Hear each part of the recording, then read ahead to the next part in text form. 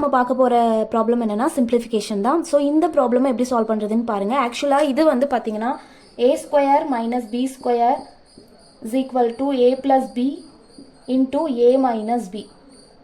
ஆக்சுவலாக இந்த formula use பண்ணி தான் நம்ம இந்த ப்ராப்ளமை சால்வ் பண்ணணும். எனக்கு ஃபார்முலாலாம் வேண்டாம், ஃபார்முலா இல்லாமல் ஷார்ட்கட் சொல்லுங்கள் அப்படின்னு கேட்டிங்கன்னா ஷார்ட்கட் எப்படி பண்ணுறதுன்னு பாருங்கள்.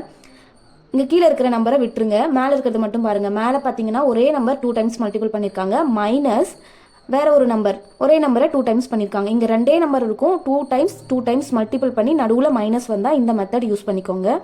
கீழே இருக்கிற நம்பரை விட்டுடுங்க.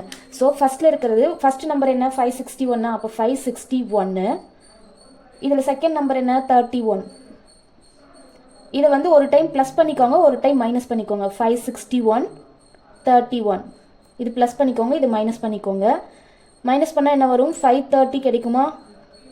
ஆட் பண்ணால் என்ன கிடைக்கும் 2 9 592. ஸோ நமக்கு 530 அப்படிங்கிறது இங்கே டினாமினேட்டரில் கொடுத்துருக்காங்க 530. ஸோ அப்போ இதை விட்டுடுங்க. அப்போ ஆன்சர் என்னென்னா 592. ஆப்ஷன் டி தான் ஆன்சர். அதுவே இங்கே 592 இருந்ததுன்னா இதை விட்டுட்டு இதுதான் ஆன்சராக எழுதணும். புரிஞ்சுதுங்களா? இந்த சம் உங்களுக்கான சம். இது வந்து உங்களுக்கு புரிஞ்சிருந்ததுன்னா இந்த ஆன்சர் எனக்கு கமெண்ட் பாக்ஸில் கமெண்ட் பண்ணுங்கள். தேங்க்யூ, பாய்.